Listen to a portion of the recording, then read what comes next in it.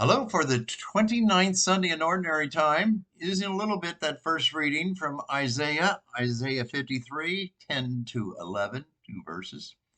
And the Gospel from Mark 10, 35 to 45.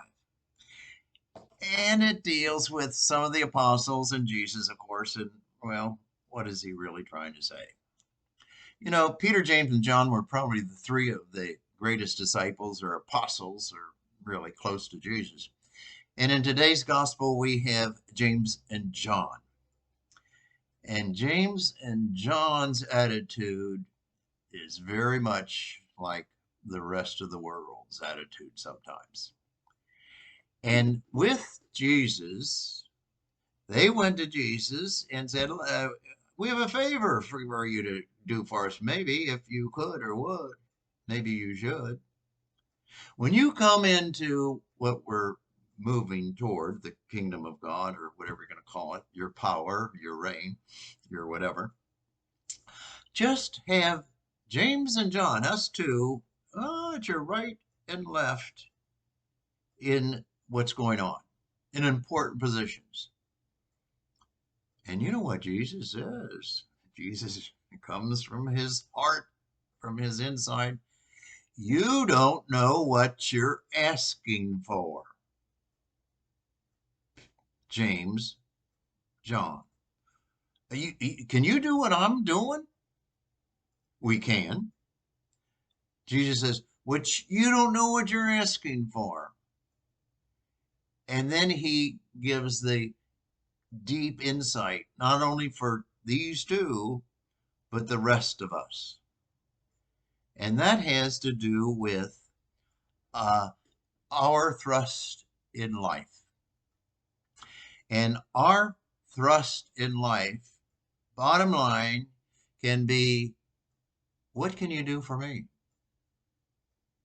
Or our bottom line thrust in life might primarily be, what can I do for you? How can I serve you? That's the most important thing in my life. And I say that not just for Peter, James, and John, but I say that for all parents. All parents. I say that for all priests and pastors. You know, I say that for bosses of businesses and teachers in schools. And I say that for presidents and the leaders of the Senate and the leaders of the House.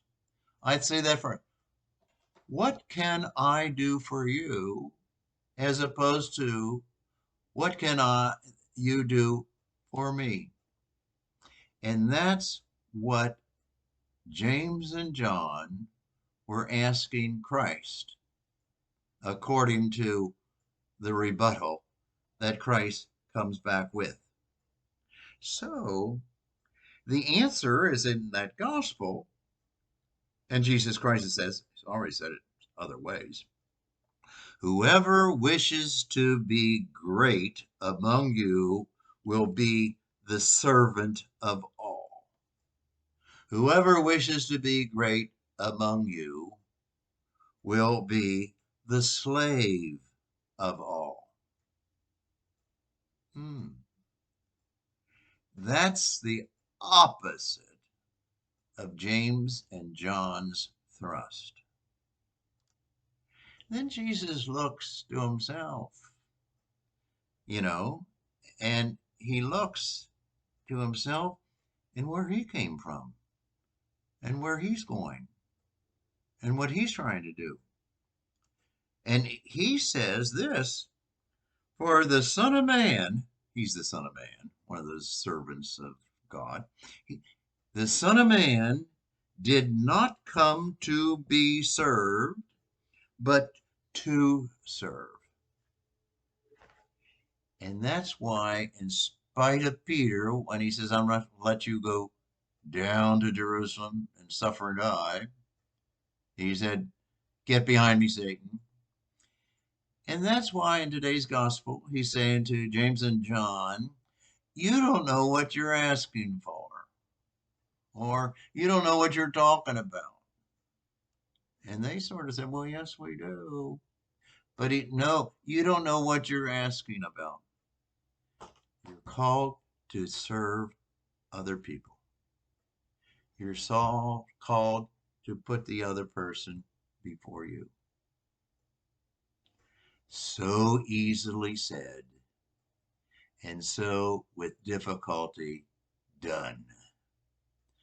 But that's the idealism of Jesus, and that's why he was sent, and that's how he acted in his own life, and that is to do the will of the Father. That's why Mary is so great. Thy will be done. You know, if you say so, I will give birth to Jesus Christ. I will do it. And the church says, you're the handmaid of the Lord. Let it be done according to thy will. You know, it's perfectionism, it's idealism, but by golly, the Senate or Congress, presidents, mothers and fathers, priests and bishops, bosses, we all need that same message.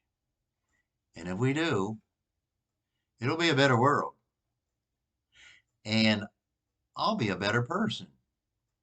I'll be a better person.